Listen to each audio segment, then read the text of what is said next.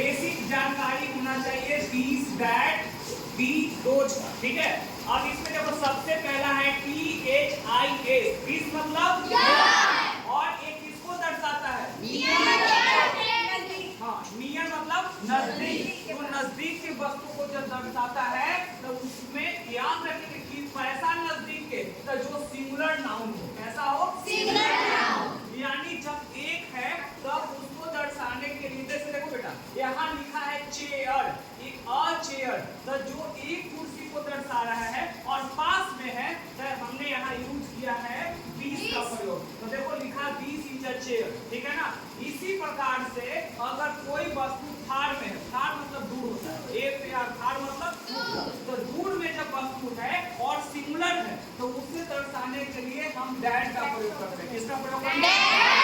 जैसे देखो हमने लिखा दैट इज अ टेबल, वह क्या है? एक टेबल है, वहाँ टेबल है, ऐसे भी बोलते हैं वह टेबल है, ठीक है। That is a table, that is a mug, है ना। जैसे कि ये मार्कर मेरे पास है तो दिस इज अ मार्कर, ठीक है ना।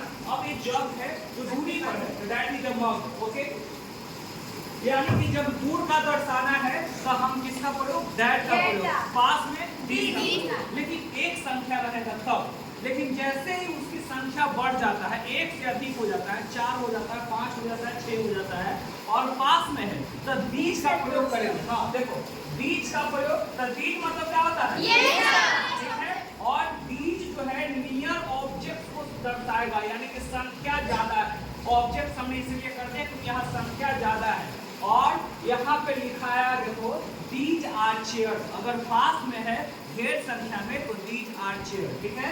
अगर उसी प्रकार से दूर में बहुत सारा संख्या में किसी वस्तु को दर्शाना है तो हम दोज का प्रयोग करते हैं। जैसे देखो दोज आर बुक, वे सब किताबें हैं, वे सब किताबें हैं। इसके बाद आ जाइए, हमने यहाँ पे बताया singular number and plural number.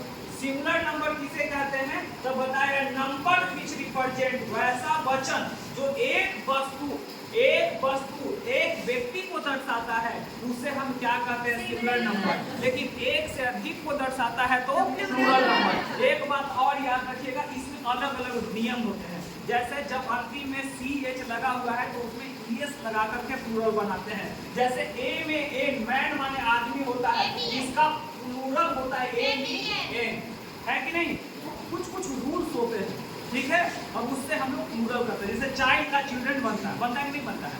तो वहाँ पे कंफर्म, वहाँ पे नहीं कि चाइल्ड है तो चाइल्ड कर देंगे, यस लगा देंगे, नहीं सब में ऐसे लगा देंगे, तो वो इसे मामला कर देंगे, ठीक है। इसके बाद यहाँ पे देखो 3 तरह के पर्सन होते हैं। कौन कौन? First person, second person, third person. First person के सिंगुलर नंबर में I, सेकंड पर्सन के सेकंड पर्सन नहीं, फर्स्ट का प्लूरल बोलेंगे तब V। अब देखो सेकंड पर्सन का singular number U, second person का plural number U, third person का singular number D, third person का plural number They।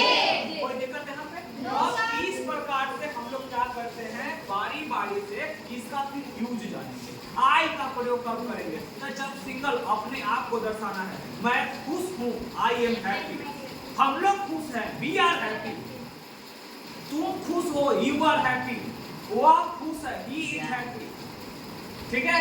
C is happy, it is happy नहीं कर सकते हैं, नहीं। यहाँ पर जैसे कोई एनर्जी चीज को दर्शाना है, इट इज एयर, ठीक है।